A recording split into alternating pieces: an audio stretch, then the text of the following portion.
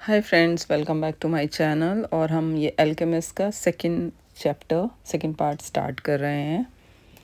तो हमने कहाँ तक पढ़ा था? Okay, let's start. उसने ये भी कहा कि ये तोहफ़ा सिर्फ इंसान को ही मिला हुआ नहीं है। धरती पर जितनी भी चीज़ें हैं उनमें रूह है, फिर वो खनिज हो, वनस्पति हो या जानवर हो। जो भी मिनरल्स हैं या नेचर है या एनिमल्स हैं, उन सब में एक रूह होती है। या महज कोई साधारण सा विचार ही क्यों ना हो, या हमारे थॉट्स, उसमें भी एक रूह होती है। रूह का मतलब आत्मा। धरती की हर चीज़ लगातार शक्ल बदल रही है क्योंकि धरती जीवित है और उसकी रूह है। इस अर्थ की एक आत्मा है। हम उस रूह का हिस्सा हैं और हम पार्ट हैं। इसीलिए हम अक्सर पहचान नहीं पाते कि वो हमारे लिए काम कर रही है। लेकिन उस क्रिस्टल की दुकान में तुमने शायद इस बात को समझा होगा कि वो कांच के गिलास तक तुम्हारी कामयाबी में मदद कर रहे थे। वाह! देखा, वो कह रहा है कि वो कांच के गिलास बिकने शुरू हो गए, सुंदर लगने शुरू हो गए, क्योंकि उन्हें तुम्हें कामयाबी दिलानी थी। वाह, वंडरफुल थॉट। लड़के ने चंद्रमा और उजली रेत की ओर निहारते हुए उसकी बात पर कुछ पल गौर किया। मैंने रेगिस्तान को पार करते हुए कारवां को देखा है, उसने कहा।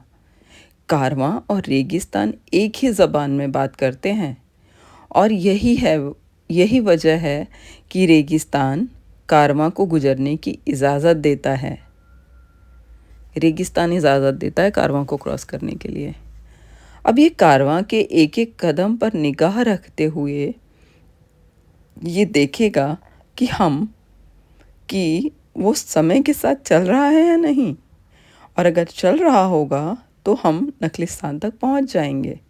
तो बोल रहे हैं कि अगर हम एक दूसरे का साथ देंगे, कारवां और रेगिस्तान, तो हम अपनी मंजिल तक ज़रूर पहुंचेंगे। अगर हम में से हर एक अपने निजी बूते पर इस कारवां में शामिल हुआ होता और उस ज़ुबान को ना समझता होता तो ये कहीं ज़्यादा मुश्किल होता। निजी बूते पर कारवां में अगर हम हर एक अपने निजी बूते पर, मतलब एक कलेक्टिव थॉट के साथ नहीं जाते, तो शायद हम पहुंच नहीं पाते, क्योंकि हम एक कलेक्टिव थॉट, एक कारवां में जा रहे हैं, इसीलिए हम अपनी मंजिल तक पहुंचेंगे। वे वहाँ खड़े खड़े चंद्रमा को निहारते रहे। यही भविष्य सूचक संकेतों का जादू है, लड़के ने कहा। मैंने देखा है कि गाइड किस तरह से रेगिस्तान के संकेतों को पढ़ते हैं और किस तरह कारवां की रूह रेगिस्तान की रूह से बात करती है। अंग्रेज़ ने कहा, अब से मैं कारवां की ओर ज़्यादा ध्यान दूंगा और मैं आपकी पुस्तकें पढ़ा करूंगा, लड़के ने कहा। वे अजीबोगरीब पुस्तकें थी। वे पारे के बारे में थी, नमक के बारे में थी, ड्रैगनों के बारे में थी और राजाओं के बारे में बात करती थी, और वो इनमें से किसी को भी नहीं समझता था। लेकिन ये विचार था जो सारी पुस्तकों में खुद को दोहराता लगता था। ये विचार था, सारी चीज़ें सिर्फ एक ही चीज़ की अभिव्यक्ति हैं। एक पुस्तक पढ़ते हुए उसे समझ में आया कि किमियागिरी से संबंधित साहित्य के सबसे महत्वपूर्ण मजमून में सिर्फ कुछ ही वाक्य थे और वे एक पन्ना की सतह पर उकेरे हुए थे। ये जवाहर की टिकियां हैं, अंग्रेज़ ने कहा। उसके कहने में इस गर्व का भाव था कि वो भी लड़के को कुछ सिखा सकता है। अंग्रेज़ ने ऐसे बोला कि see I can also teach you something, जैसे कि उसने उतने गर्व से कहा। अच्छा, तो फिर हमें इन सारी पुस्तकों की क्या ज़रूरत है? लड़के ने पूछा कि जब सब कुछ उस जवाहर की टिकिया पे ही लिखा हुआ है जिसको आप ढूंढ रहे हो, तो फिर हमें किताबें पढ़ने की ज़रूरत ही नहीं है ताकि हम उन थोड़े से वाक्यों को समझ सकें, अंग्रेज़ ने जवाब दिया। मैंने भी यही सोचा था एक्चुअली, क्योंकि वो उस लाइन को समझने के लिए, उस बात को समझने के लिए कि वो जवाहर की टिकियों पे रखा है, इस एक लाइन को समझने के लिए उसको हज़ारों बुक पढ़नी पड़ेंगी, तब उसको समझ आएगा कि किमियागिरी का वो जो मैसेज है वो कहाँ पे है, अल्केमिस्ट। अंग्रेज़ ने जवाब दिया, हालांकि उसके अंदाज से ऐसा लगता था जैसे उसे खुद ही अपनी कही बात पर विश्वास ना हो। लड़के को वो पुस्तक सबसे ज़्यादा दिलचस्प लगी, जिसमें प्रसिद्ध कीमियागिरी के किस्से बयान किए गए थे। ये वे लोग थे जिन्होंने अपनी प्रयोगशालाओं में धातुओं का शुद्धिकरण करते हुए अपनी जिंदगियां खपा दी थी।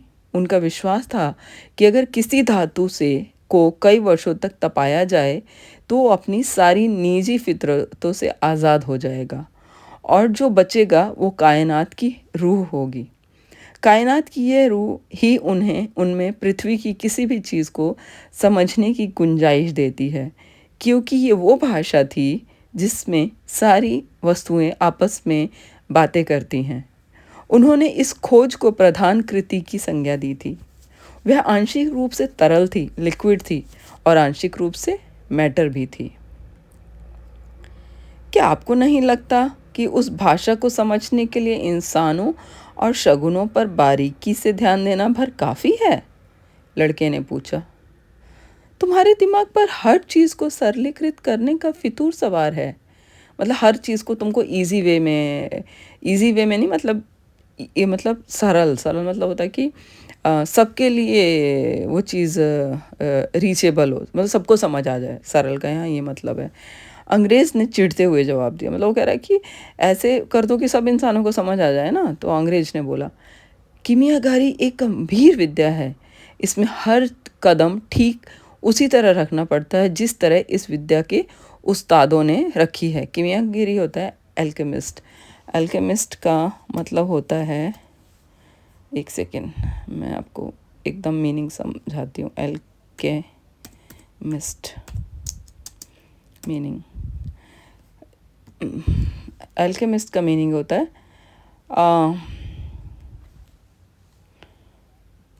जो कि एक इंसान जो कि मैजिकल तरीके से हर चीज़ को क्रिएट कर देता है। जैसे वो खाने को पानी में क्रिएट कर देगा, एल्केमी। जो कि जैसे आपको कहीं जाना है वो और वहाँ पे पहुँच जाएगा, एल्केमिस्ट। जो इसका जैसे डिक्शनरी मीनिंग में बताऊँ तो अ पर्सन हु ट्रांसफॉर्म्स और create something through a seemingly magical process से क्रिएट कर देता है।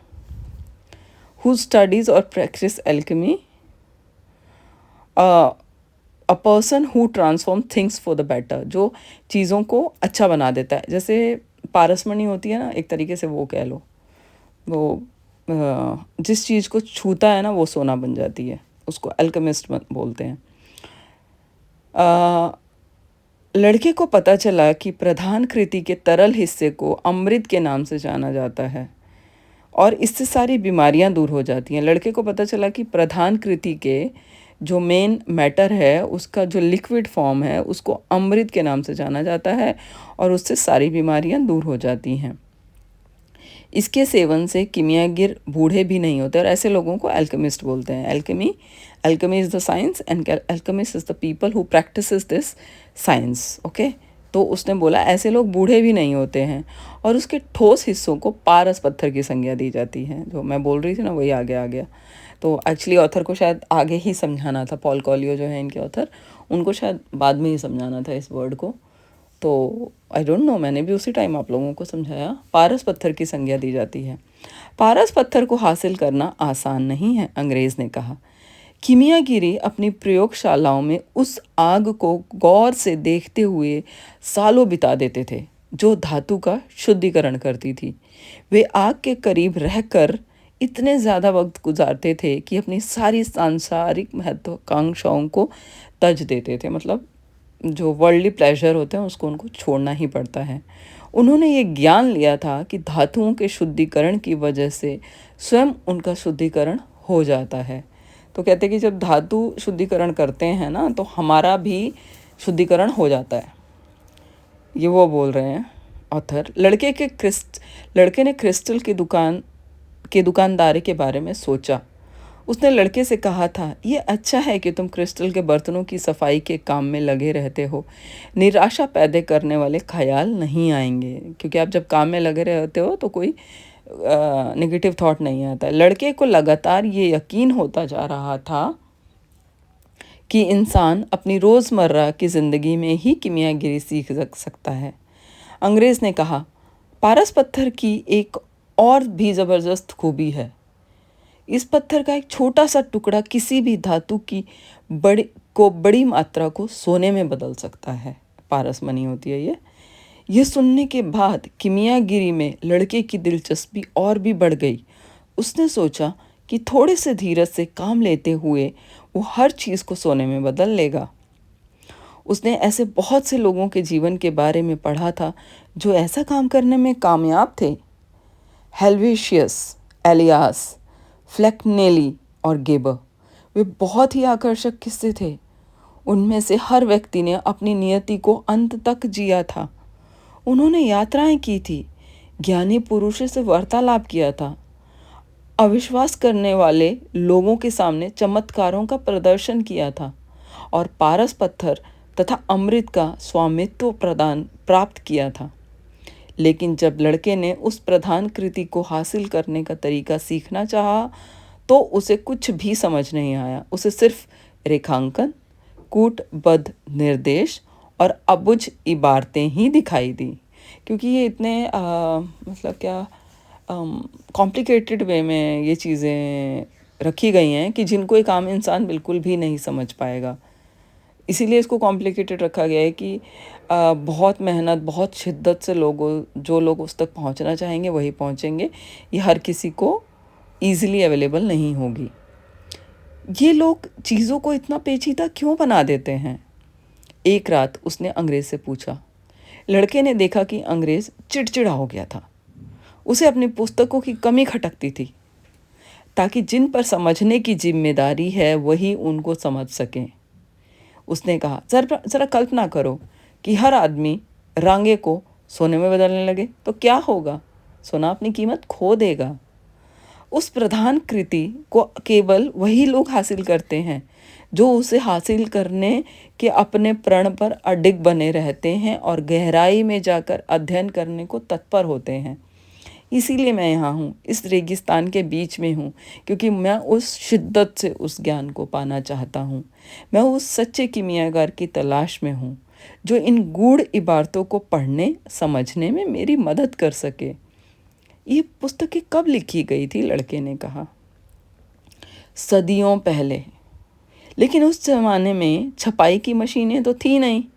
लड़के ने तर्क दिया, हर कोई कीमियागिरी सीख लेता, इसका तो कोई उपाय ही नहीं था। फिर उन्होंने इस कदर रेखा चित्रों में भरी अजीब गरीब भाषा का इस्तेमाल क्यों किया? अंग्रेज ने उसकी बात का सीधा जवाब नहीं दिया। उसने कहा कि मैं कुछ दिनों से कारवां के काम करने के ढंग पर ध्यान देता रहा हूँ, लेकिन मुझे तो कुछ भी नया सीखने के लिए नहीं मिला।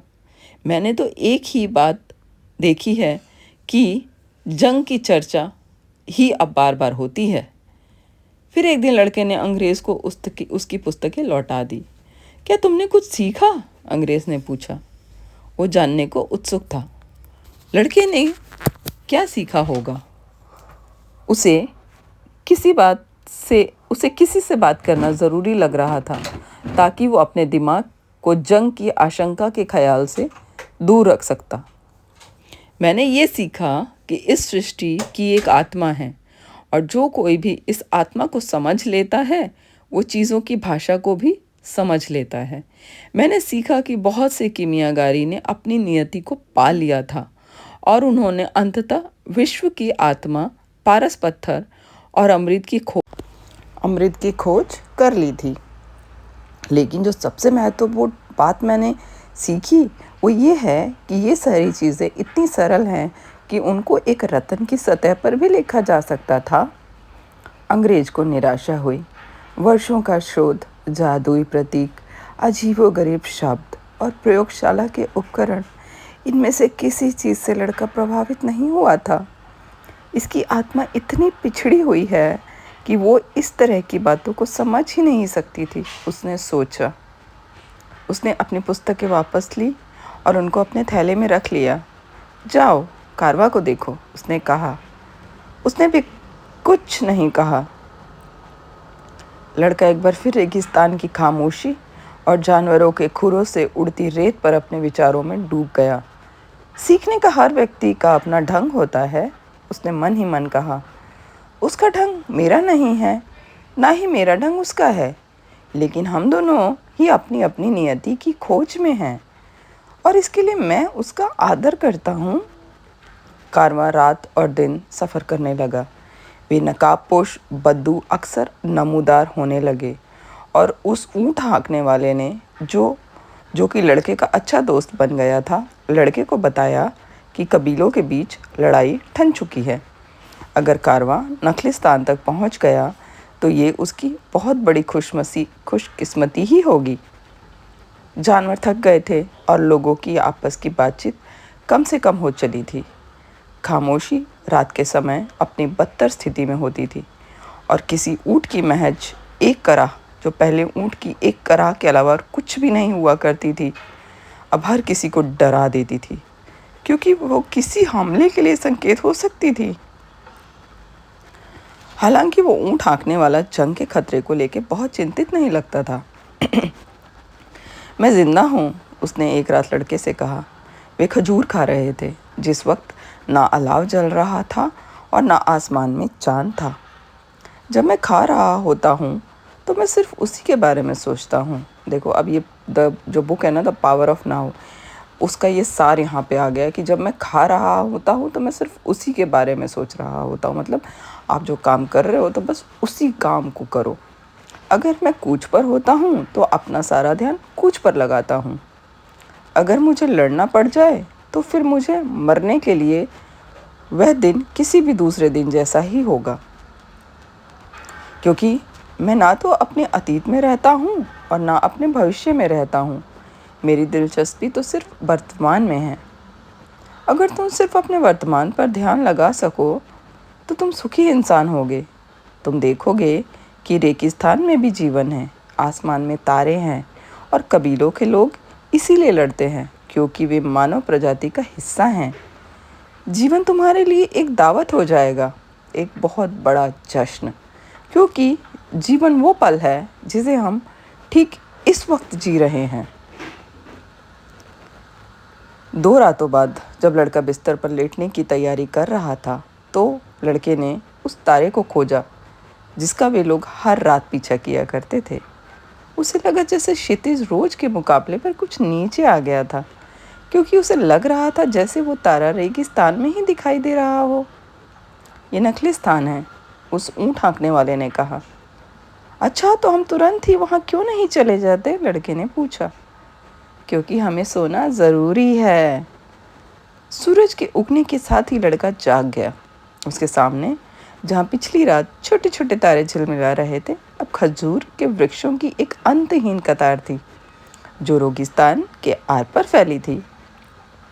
हमने कर दिखाया, अंग्रेज़ ने कहा, जो खुद भी जल्दी जाग गया था। लेकिन लड़का चुप था। उसे रेगिस्तान की खामोशी आत्मीय लग रही थी और इन वृक्षों को देखकर उसे संतोष का अनुभव हो रहा था। पिरामिडों तक पहुंचने के लिए उसे अभी भी लंबा सफ़र तय करना था और एक दिन ऐसा आने वाला था जब आज की ये सुबह महज एक स्मृति बनकर रह जाने वाली थी।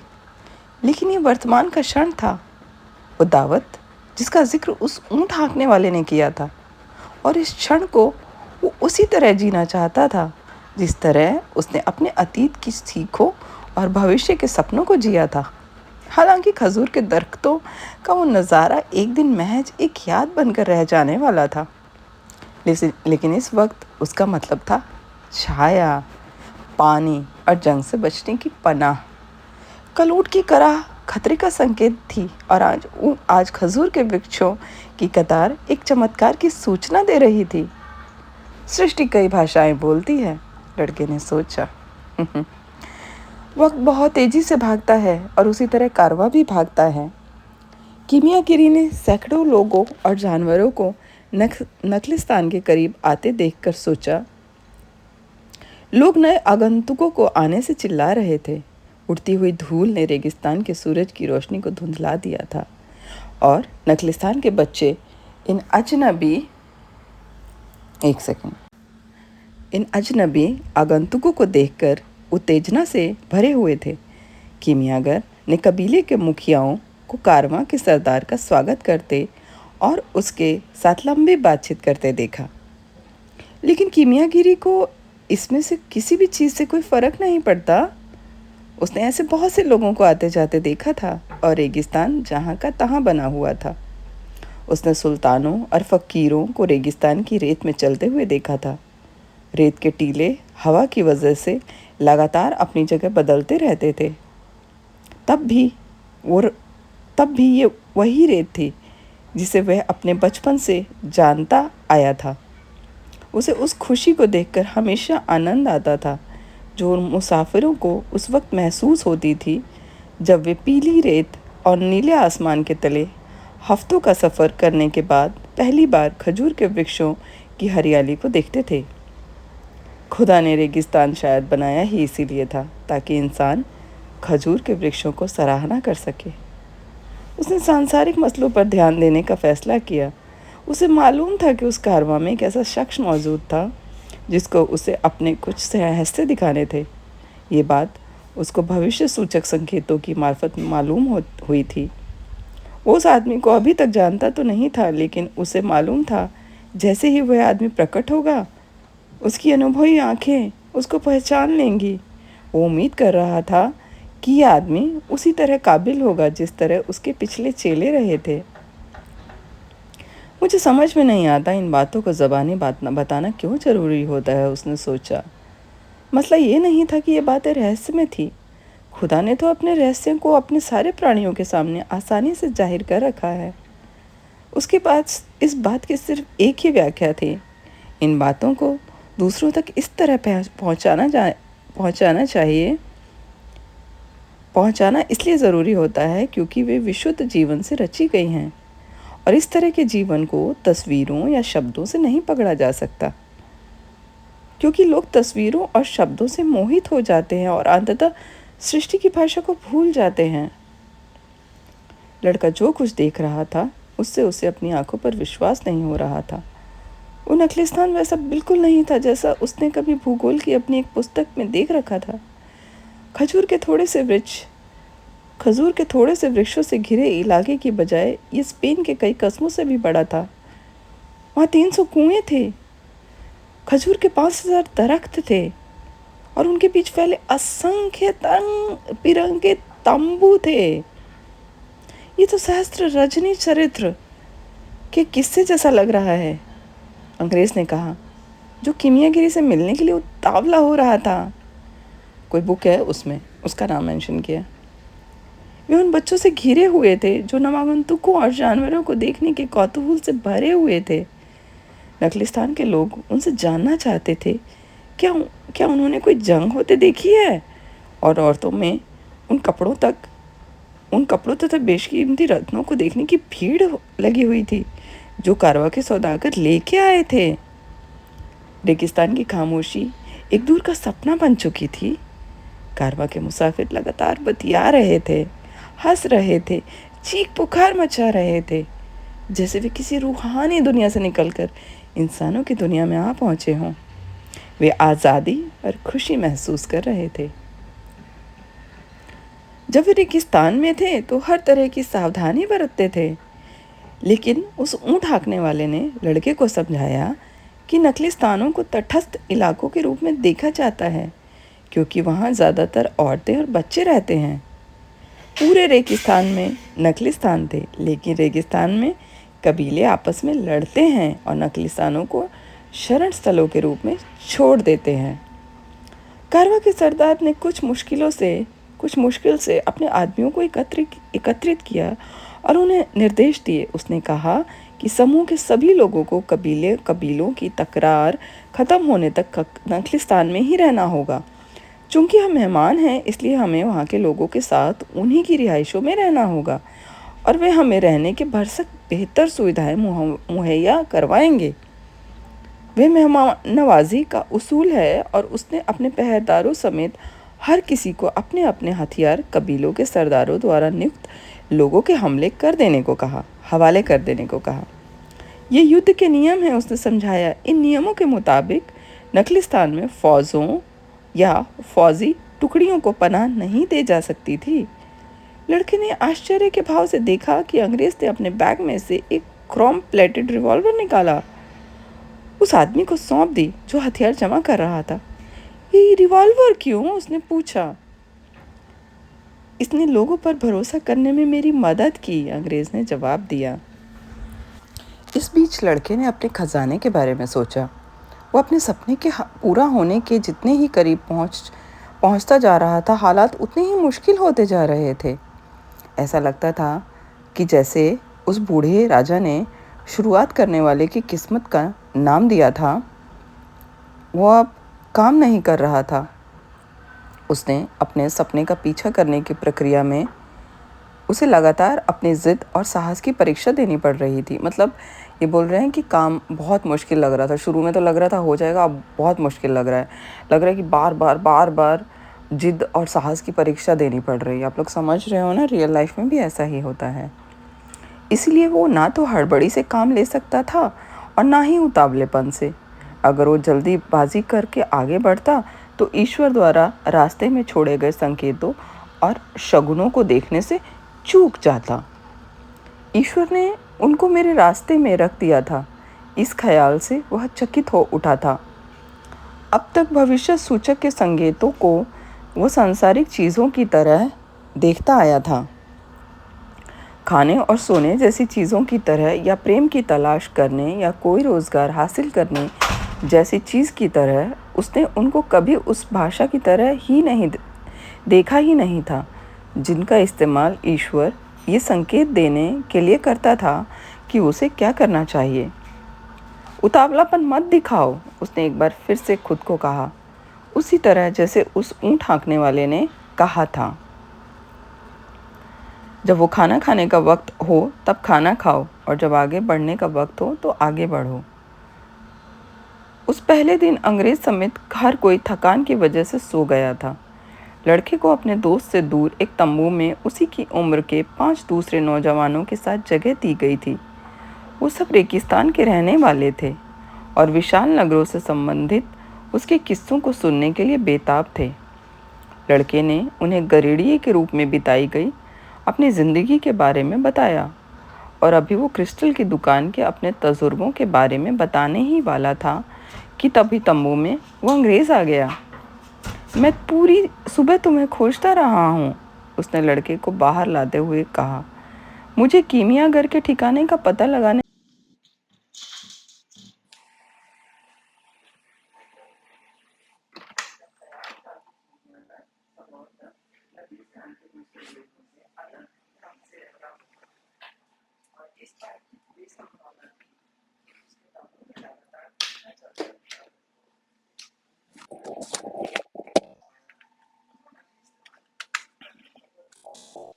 जितने की उन्होंने कल्पना की थी। उसमें सैकड़ों तंबू थे। हमने लगभग पूरा दिन बर्बाद कर दिया, अंग्रेज़ ने लड़के के साथ एक कुएं के करीब बैठते हुए कहा। शायद ये बेहतर होगा कि हम किसी से पूछें, लड़के ने सुझाव दिया। अंग्रेज़ नहीं चाहता था कि वो किसी को बताता कि वो नखलिस्तान में क्यों आया था, और इसलिए लड़के के सुझाव से पूरी तरह सहमत नहीं हो पा रहा था। लेकिन अंततः वो उससे सहमत हुआ, और चूंकि लड़का और उससे बेहतर ढंग से अरबी बोलना जानता था, इसीलिए उसने लड़के से ही ये पूछताछ करने को कहा। लड़का एक औरत के पास पहुंचा जो बकरे की चमड़े से बनी छागल से कुएं का पानी भरने आई थी। सलाम वालेकुम मोहतरमा, मैं ये पता लगाने की कोशिश कर रहा हूँ कि इस नखलिस्तान में कीमियागर कहाँ रहता है। औरत ने कहा, मैंने ऐसे किसी आदमी के बारे में कभी नहीं सुना, और इतना कहकर वो तेज़ी से चली गई। लेकिन भागने के पहले उसने लड़के को सलाह दी कि वो काला बुर्का पहने औरतों से बात करने की कोशिश ना करे, क्योंकि वो शादीशुदा होती हैं। उसको रवायत का लिहाज करना चाहिए। अंग्रेज़ को निराशा हुई। उसे लगा कि उसने इतना लंबा सफ़र बेकार ही किया। लड़का भी उदास था। उसका दोस्त अपनी नियति की तलाश कर रहा था, और जब कोई इस राह की तलाश में होता है तो सारी कायनात उसकी कामयाबी के लिए उसकी मदद करती है। बूढ़े राजा ने तो यही कहा था, उसकी बात गलत तो नहीं हो सकती ना। पहले इसके मैंने इसके पहले कभी कीमियागार के बारे में नहीं सुना था, लड़के ने कहा। हो सकता है यहाँ भी किसी ने ना सुना हो। अंग्रेज़ की आंखें चमक उठी। अब समझ में आया, मुमकिन है यहाँ कोई जानता ही ना हो कि कीमियागार होता क्या है। ये पता लगाओ कि यहाँ ऐसा कौन है जो लोगों की बीमारी को ठीक करता है। काला बुर्का पहने कई औरतें अपना पानी भरने कुएं पर आई, लेकिन अंग्रेज़ के जोर दिए जाने के बावजूद लड़के ने उनमें से किसी से बात नहीं की। फिर वहाँ एक आदमी आया। क्या आप ऐसे किसी आदमी को जानते हैं जो लोगों का इलाज करता हो? हमारा इलाज तो अल्लाह करता है, आदमी ने कहा। उसे देखकर साफ समझ में आया था कि वो अजनबियों से डरता था। क्या तुम्हें ओझाओं की तलाश है? उसने कुरान की कुछ आयतें बुदबुदाई और चला गया। एक और आदमी आया।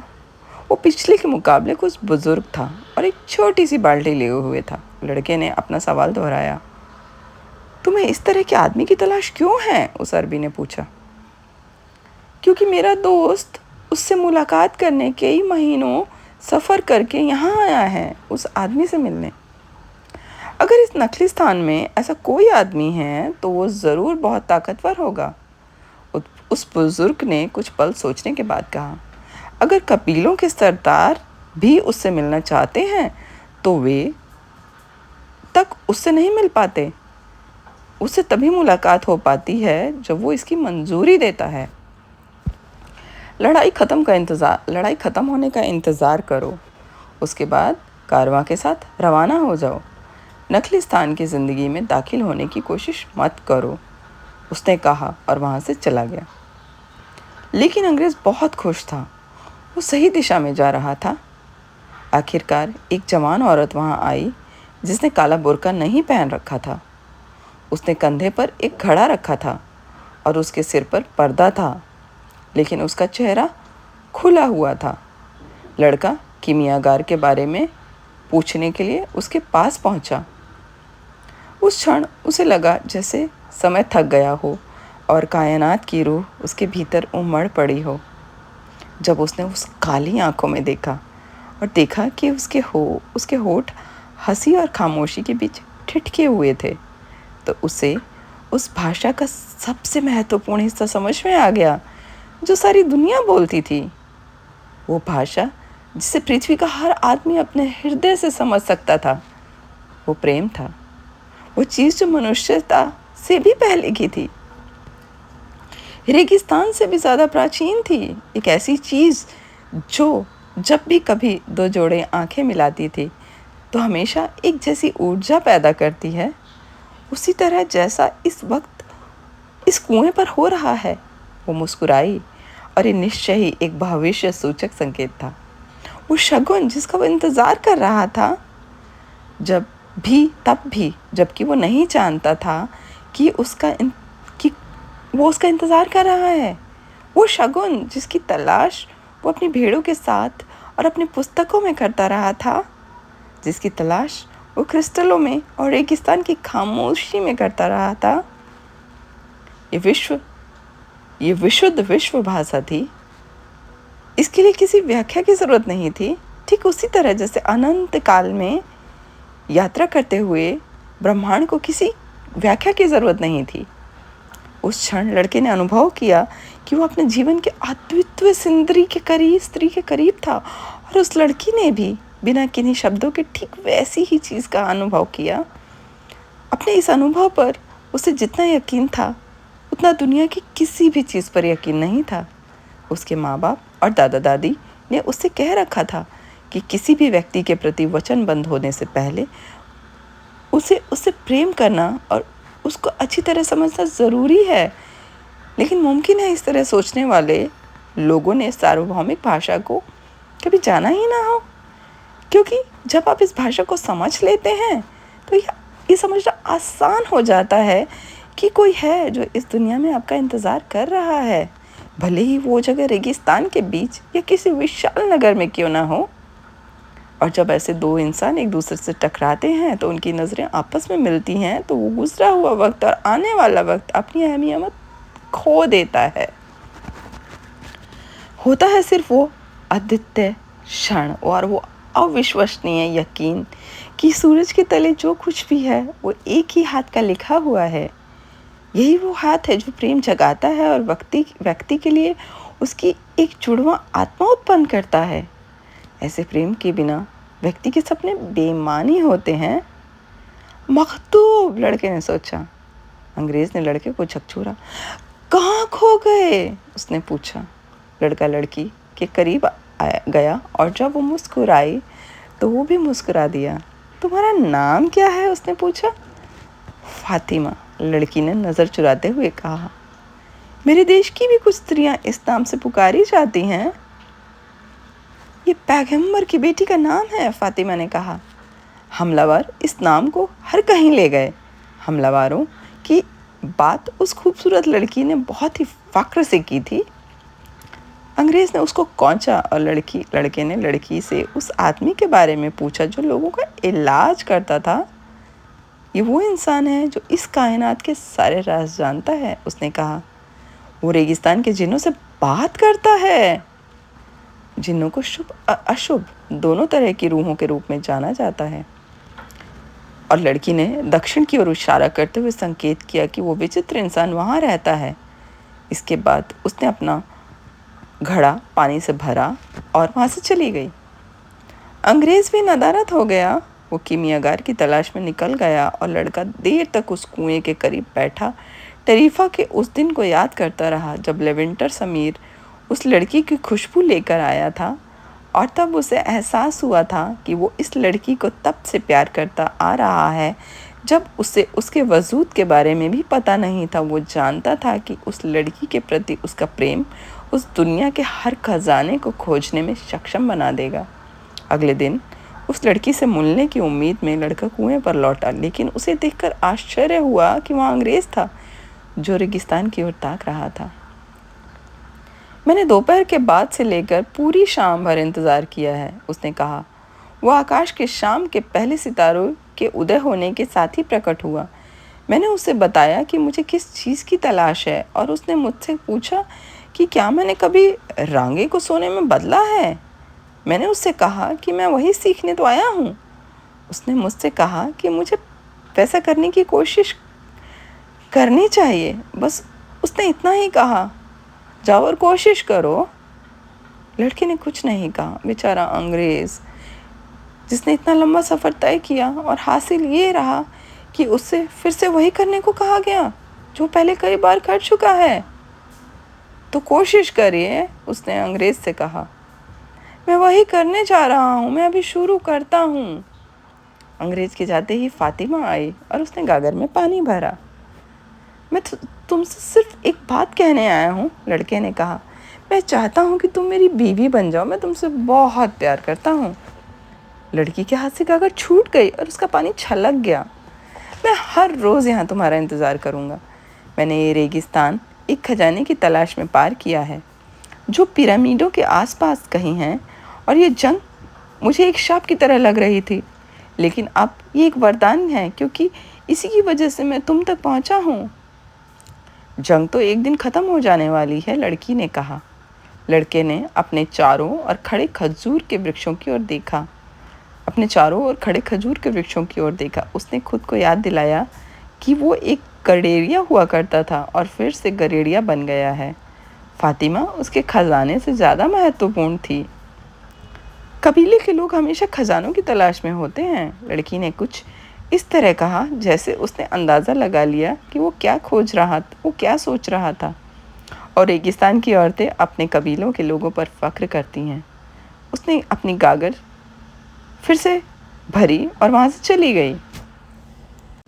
लड़का फातिमा से मिलने रोज़ कुएं पर जाने लगा।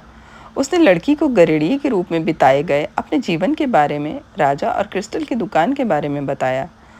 उनमें दोस्ती हो गई और जो 15 मिनट बाद वो उसके साथ वक्त बिता के चली जाती थी। जब उसको नखलिस्तान में रहते लगभग 1 महीना हो गया तो कारवां के सरदार ने उन सब लोगों की बैठक बुलाई जो उसके साथ यात्रा कर रहे थे।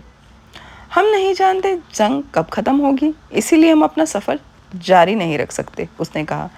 ये लड़ाइयाँ लंबे समय तक जारी रह सकती हैं, हो सकता है सालों तक जारी रहें। दोनों तरफ तगड़ी फौजें हैं और ये जंग दोनों फौजों के लिए महत्वपूर्ण है। ये बुराई के खिलाफ अच्छाई की लड़ाई नहीं है, ये उन ताकतों के बीच की जंग है जो सत्ता के संतुलन के लिए लड़ रही हैं। और जब इस तरह की जंग शुरू होती हैं तो ये दूसरी लड़ाइयों के मुकाबले लंबे समय तक खिंचती हैं, क्योंकि अल्लाह दोनों की तरफ होता है। लोग जहाँ रह रहे थे वहाँ वापस चले गए और लड़का उस दोपहर के बाद फातिमा से मिलने गया। उसने उसे सुबह की बैठक के बारे में बताया। फातिमा ने कहा, हमारी मुलाकात के अगले ही दिन तुमने मुझसे कहा था कि तुम मुझसे प्यार करते हो। फिर तुमने मुझे संसार के साझा ज़बान के बारे में और कायनात की रूह के बारे में तालीम दी। इस सब की वजह से मैं तुम्हारा हिस्सा बन गई हूँ। लड़के ने उसकी आवाज़ को सुना और वो उसे उस आवाज़ से भी ज़्यादा मधुर लग रही थी जो खजूर के वृक्षों से गुजरती हवा से पैदा हो रही थी। मैं यहाँ इस नखलिस्तान में लंबे अरसे से तुम्हारा इंतज़ार करता रहा हूँ। मैं अपने गुजरे हुए कल के बारे में भूल चुका हूँ, अपनी रवायतों के बारे में भूल चुका हूँ और उस ढंग को भूल चुका हूँ जिस ढंग से रेगिस्तान के मर्द औरतों से बर्ताव की उम्मीद करते हैं। मैं बचपन से ही ये ख्वाब देखता रहा हूँ कि रेगिस्तान मुझे कोई गज़ब का तोहफ़ा देगा। अब मेरा तोहफ़ा आ चुका है और वो तोहफ़ा हो तुम। लड़का उसका हाथ अपने हाथ में लेना चाहता था, लेकिन फातिमा के हाथ गागर को थामे हुए थे। तुमने मुझे अपने ख्वाबों के बारे में, बूढ़े बादशाह के बारे में और अपने खजाने के बारे में बताया है, और तुमने मुझे शगुनों के बारे में भी बताया है। इसीलिए अब मुझे किसी बात का खौफ नहीं है, क्योंकि वही शगुन जो तुम्हारे पास लेके आए हैं और मैं तुम्हारे ख्वाबों का हिस्सा हूँ, उस चीज़ का हिस्सा हूँ जिसे तुम नियति कहते हो। इसीलिए मैं चाहती हूँ कि तुम अपनी मंजिल की तरफ बढ़ो। अगर तुम्हें जंग के ख़त्म होने का इंतज़ार करना पड़ा तो इंतज़ार करो, लेकिन अगर तुम्हें उसके पहले भी जाना पड़े तो तुम अपने ख्वाब को पूरा करने जाओ। रेत के टीले हवा की वजह से बदलते रहते हैं, लेकिन रेगिस्तान कभी नहीं बदलता। एक दूसरे के लिए हमारा प्यार भी ऐसा ही होगा। मखतूब, वो बोली, अगर मैं वाकई तुम्हारे ख्वाब का हिस्सा हूँ तो तुम एक दिन वापस आओगे। उस दिन वहाँ से विदा लेते हुए लड़का उदास था। उसने उन तमाम शादीशुदा गरीडियों के बारे में सोचा जिनको वो जानता था। जब उन्हें दूर मैदानों में जाता होता था तो इसके लिए अपनी बीवियों को तैयार करने में उन्हें बहुत मुश्किलें पेश होती थी। प्यार उनसे मांग करता था कि वो उन्हीं लोगों के साथ रहते जिनको वो प्यार करते थे। ये बात उसने फातिमा को अपनी अगली मुलाकात में बताई। रेगिस्तान हमारे मर्दों को हमसे छीन लेते हैं और वो हमेशा लौट ही आते हों, ऐसा नहीं होता, उसने कहा। हम ये जानते हैं और हमें उसकी आदत है। जो नहीं लौटेंगे वो बादलों में समा जाते हैं और उन जानवरों में शामिल हो जाते हैं जो खोहों में छुपे रहते हैं, या उस पानी में मिल जाते हैं जो धरती से फूट कर निकलता है। वे सब कुछ हिस्सा बन जाते हैं, वे कायनात की रूह बन जाते हैं। कुछ वापस आ जाते हैं और दूसरी औरतें खुश हो जाती हैं, क्योंकि उनका भरोसा हो जाता है कि एक दिन उनके मर्द भी वापस लौट आएंगे। मैं ऐसी औरतों की तरफ देखती थी और उनकी खुशी पर ईर्ष्या करती थी। अब मैं भी उन्हीं औरतों की तरह इंतज़ार कर रही होंगी। मैं एक रेगिस्तानी औरत हूँ और मुझे इसका फ़ख्र है। मैं अपने पति को उसी तरह आज़ाद भटकते हुए देखना चाहती हूँ जैसे वो हवा भटकती है जो रेत के किलों को शक्ल देती है। और अगर ज़रूरी हुआ तो मैं भी इस सच्चाई को मंजूर कर लूँगी कि वो बादलों में और जानवरों में और रेगिस्तान के पानी में समा गया है। लड़का अंग्रेज़ की तलाश में निकल गया। वो उसे फातिमा के बारे में बताना चाहता था। उसे ये देखकर आश्चर्य हुआ कि अंग्रेज़ ने अपने तंबू के बाहर एक भट्टी तैयार कर ली थी जिसमें लकड़ियाँ जला रहा था और उसके ऊपर एक पारदर्शी कुप्पी तप रही थी। जब अंग्रेज़ ने रेगिस्तान की ओर देखा तो उसकी आंखें उससे ज़्यादा चमकती लग रही थी जितनी वे तब चमकती थी जब वो पुस्तकें पढ़ता रहता था। ये उस काम का पहला चरण है, उसने कहा। मुझे गंधक को अलग करना होगा। इसे कामयाब ढंग से करने के लिए मुझे नाकामयाबी का कोई डर नहीं होना चाहिए। ये नाकामयाबी का मेरा डर ही था जिसने मुझे पहले उस महान कृति को गढ़ने से रोक रखा था। अब मैं उस काम की शुरुआत कर रहा हूँ जो मुझे 10 साल पहले शुरू कर देना चाहिए था, लेकिन मुझे खुशी है कि मैंने कम से कम 20 साल तो इंतज़ार नहीं किया। वो लगातार आग में लकड़ियाँ झोंक रहा था और लड़का तब तक वहीं रहा जब तक रेगिस्तान डूबते सूरज की रोशनी से गुलाबी नहीं हो गया। उसकी बहुत प्रबल इच्छा हुई कि वो रेगिस्तान में जाकर पता लगाए कि उसकी खामोशी में ही उसके सवालों के जवाब तो नहीं हैं। वो नखलिस्तान के खजूर के दरख्तों को अपनी नज़रों की जद में बनाए रखते हुए कुछ दूर तक भटकता रहा। उसने हवा की आवाज़ सुनी और अपने पैरों तले कंकड़ों को महसूस किया। उसे जहाँ तहाँ कोई सीपी दिखाई दे जाती और तब उसे समझ में आया कि किन्हीं प्राचीन युगों में वो रेगिस्तान समुंदर रहा था। वो एक पत्थर पर बैठ गया और खुद को ढीला छोड़ दिया ताकि शिदिस उसे सम्मोहित कर सके। उसने प्रेम की अवधारणा को स्वामित्व के भिन्न रूप में देखने की कोशिश की और दोनों को एक दूसरे से अलग नहीं कर सका। लेकिन फ़ातिमा एक रेगिस्तानी स्त्री थी और उसको समझने में अगर कोई चीज़ मदद कर सकती थी तो वो रेगिस्तान ही कर सकता था। वो वहाँ बैठा हुआ सोच रहा था कि तभी उसे ऊपर किसी हलचल का एहसास हुआ और उसने ऊपर देखा तो पाया कि आसमान में ऊंचाई पर बाजों का एक जोड़ा उड़ता चला जा रहा था। उसने उन बाजों को हवा में तैरते हुए देखा। उनकी उड़ान में हालांकि कोई साफ आकार नहीं था, तब भी लड़के को उसमें एक खास तरह के अर्थ का एहसास हुआ। सिर्फ इतना भर था कि वो उस अर्थ को पकड़ नहीं पा रहा था। वो अपनी निगाहों से उन्हीं परिंदों को पीछा करता रहा और उस उड़ान में कोई अर्थ तलाशने की कोशिश करता रहा। वो सोच रहा था कि मुमकिन है ये रेगिस्तानी परिंदे उसे स्वामित्व रहित प्रेम का अर्थ समझा सकें। वो उनिंदा महसूस करने लगा। अंदर ही अंदर वो जागते रहना चाहता था, लेकिन वो सोना भी चाहता था। मैं संसार की भाषा सीख रहा हूँ और दुनिया की हर चीज़ मुझे अर्थ दिखाई देना शुरू हो रहा है। बाजुओं की उड़ान तक में उसने खुद से कहा, और उस मानसिक हालत में वो कृतज्ञ था कि उसे प्रेम हो गया था। जब तुम्हें किसी से प्रेम हो जाता है तो चीज़ें और भी अर्थवान लगने लगती हैं, उसने सोचा। अचानक उनमें से एक बाज ने आसमान में तेजी से छलांग लगाते हुए दूसरे बाज पर हमला कर दिया। उसके ऐसा करते ही लड़के के दिमाग में एक आकस्मिक क्षणिक दृश्य कौंध गया। हाथों में तलवार उठाए घोड़ों पर सवार एक फौज नखलिस्तान में चली आ रही है। वो दृश्य तुरंत ही लुप्त हो गया, लेकिन उसने उसको हिला दिया था। उसने लोगों को मरीचिकाओं रेगिस्तान में पानी के भ्रम के बारे में बात करते हुए सुना था और खुद भी ऐसी मरीचिकाएं देख चुका था। वे लालसाएं थीं जो अपनी तीव्रता की वजह से रेगिस्तान की रेत में एक आकार लेती थीं, लेकिन उसकी ऐसी लालसा तो निश्चय ही थी कि कोई फौज नखलिस्तान पर हमला कर दे। वो दृश्य को भुला देना चाहता था और वापस अपने ध्यान की ओर लौटना चाहता था। उसने एक बार फिर रेगिस्तान की गुलाबी रंगतों और उसके पत्थरों पर ध्यान केंद्रित करने की कोशिश की, लेकिन कुछ था उसके हृदय में जिसे उसकी गुंजाइश नहीं दे रहा था। हमेशा भविष्य सूचक संकेतों को ध्यान दो, बूढ़े राजा ने कहा था। लड़के ने उसे उस दृश्य में देखी गई चीज़ों को याद किया और महसूस किया कि वह वाकई होने जा रहा था। वो उठा और खजूर के दरख्तों की दिशा में चल पड़ा। एक बार फिर उसे खुद को ताल्लुक़ रखने वाली चीज़ों से बहुत सी भाषाओं का बोध हुआ। इस बार रेगिस्तान महफूज था और नखलिस्तान खतरनाक हो उठा था। ऊँट हाँकने वाले खजूर के एक दरख्त के नीचे बैठा हुआ सूर्यास्त देख रहा था। उसने रेत के टीलों के पार लड़के को प्रकट करते हुए देखा। एक फौज आ रही है, लड़के ने कहा। मुझे इल्हाम हुआ है। रेगिस्तान लोगों के दिलों को इल्हामों से भरता रहता है, ऊँट हाँकने वाले ने जवाब दिया। लेकिन लड़के ने उसे बाजों के बारे में बताया। मैं उनकी उड़ान देख रहा था और अचानक महसूस किया कि मैंने खुद ही कायनात के रूह में गोता लगा दिया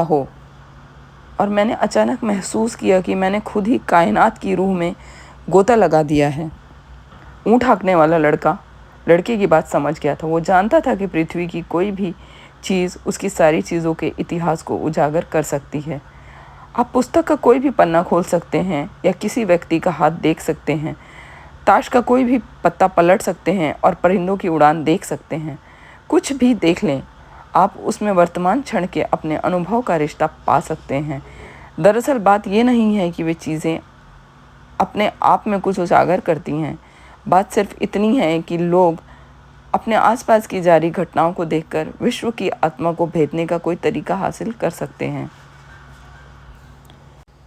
रेगिस्तान ऐसे पुरुषों से भरा हुआ था जो इस विश्व आत्मा को भेदने की अपनी सहजता के बल पर अपनी आजीविका कमाते थे। ऐसे लोग पीली ओरियालों के नाम से जाने जाते थे और औरतें तथा बुजुर्ग उनसे खौफ खाते थे। पीरों और औलियाओं, कबीले के लोग भी उनसे परामर्श करने से बचते थे, क्योंकि अगर किसी को पहले से ही पता चल जाता कि जंग में उसका मारा जाना तय है, तो फिर उसके लिए जंग में कारगर ढंग से लड़ पाना असंभव होता था। कबीले के लोगों को जंग का स्वाद चखना और यह ना जानने का रोमांच बेहतर लगता था कि जंग का नतीजा क्या होगा। आने वाले वक्त में क्या होने वाला है ये तो अल्लाह पहले ही लिख चुका था, और उसने जो कुछ भी लिख रखा है वो हमेशा ही इंसान की भलाई के लिए ही था। इसीलिए कबीलों के लोग सिर्फ वर्तमान की खातिर ही जीते थे, क्योंकि वर्तमान आकस्मिकताओं से भरा हुआ था और उन्हें बहुत सी चीज़ों को लेकर सतर्क रहना होता था। दुश्मन की तलवार कहाँ है, उसका घोड़ा कहाँ है, जिंदा बने रहने के लिए तुम्हें किस तरह का अगला वार करना ज़रूरी है। ऊँट हाँकने वाला लड़ाकू नहीं था और पीरों ओलियाओं से मशवरा कर चुका था। उनमें से कईयों की भविष्यवाणियाँ साबित हो चुकी थी, जबकि कुछ की गलत साबित हुई थी। फिर एक दिन जिस सबसे बुजुर्ग पीर को ऊँट हाँकने वाला तलाशता रहा था, उसने उससे पूछा, भविष्य में इतनी ज़्यादा दिलचस्पी क्यों है? इसीलिए ताकि मैं कुछ कर सकूं, उसने जवाब दिया, और इसीलिए भी ताकि मैं उस होनी को बदल सकूं जिसको मैं होते नहीं देखना चाहता था। लेकिन तब वे तुम्हारे भविष्य का हिस्सा नहीं होंगी, पीर ने कहा। अच्छा, तो भविष्य के बारे में मैं शायद इसीलिए जानना चाहता हूँ ताकि जो कुछ भी होने वाला है उसके लिए मैं खुद को तैयार कर सकूँ। अगर कुछ होने वाला है तो वो सुखद आश्चर्य होगा, पीर ने कहा। अगर बुरा होने वाला है और लोग उसके बारे में बहुत पहले से पता चल जाए तो उसके होने के पहले ही तुम उसके बारे में सोचकर बहुत ज़्यादा दुखी हो जाओगे। मैं भविष्य के बारे में इसीलिए जानना चाहता हूँ क्योंकि मैं एक आदमी हूँ, ऊँट हाँकने वाले ने पीर से कहा, और आदमी भविष्य के आधार पर ही अपना जीवन बिताते हैं। पीर टहनियों के पासों की तरह बरतने में माहिर था। वह उन्हें ज़मीन में फेंकता और ज़मीन पर उनके गिरने के आधार पर उनकी व्याख्या करता था। उसी तरह उसने टहनियों को नहीं फेंका, उसने उन टहनियों को कपड़े में लपेटकर अपने थैले में डाल लिया।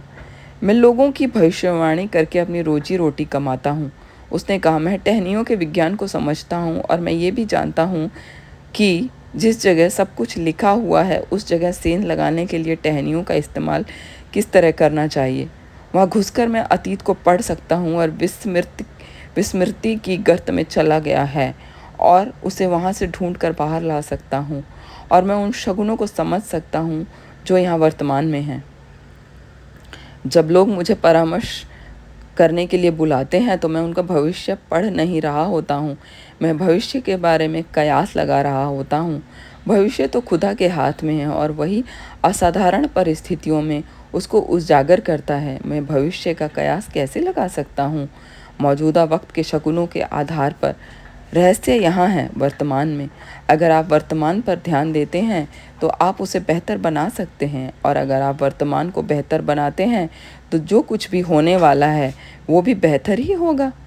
भविष्य के बारे में भूल जाओ और जो सीखें दी गई हैं उनके मुताबिक वर्तमान को जियो, इस विश्वास के साथ कि खुदा अपने बच्चों को प्यार करता है और हर दिन अपने आप में अपने साथ शाश्वतता को लेकर आता है। ऊँट हाँकने वाले ने पूछा कि वो कौन सी परिस्थितियाँ होंगी जिनमें खुदा अपने भविष्य को देखने की अनुमति देगा। सिर्फ तभी जब वो खुद उसको उजागर करता है, और खुदा गाहे बगाहे ही भविष्य को उजागर करता है, और ऐसा वो सिर्फ एक ही वजह से करता है, उस भविष्य की वजह से जो इसीलिए लिखा गया होता है ताकि उसको बदला जा सके। खुदा ने लड़के को भविष्य का एक हिस्सा दिखा दिया है, ऊँट हाँकने वाले ने कहा। क्या वजह है कि वो इस लड़के को अपने एक साधन के तौर पर काम करते देखना चाहता है? जाओ और कबीले के सरदारों को बताओ, ऊँट हाँकने वाले ने कहा। उन्हें उन फौजों के बारे में बताओ जो इस तरफ बढ़ रही हैं। हाँ, वो लोग मेरी हंसी उड़ाएंगे। वो सब रेगिस्तानी लोग हैं और रेगिस्तानी लोग शगुनों से निपटने के आदी होते हैं। ठीक है, तब उनको पहले से ही पता होगा ना। वे फ़िलहाल इसको लेकर परेशान नहीं हैं। उनका मानना है कि अगर उनको ऐसा कुछ जानना ज़रूरी हुआ तो अल्लाह चाहता है कि वे जानें, तो कोई ना कोई उनको आगे इस बारे में बताएगा। ऐसा पहले भी कई बार हो चुका है, लेकिन इस बार बताने वाले तुम हो। लड़के ने फातिमा के बारे में सोचा और उसने फैसला किया कि वो कबीलों के सरदारों से मिलने जाएगा।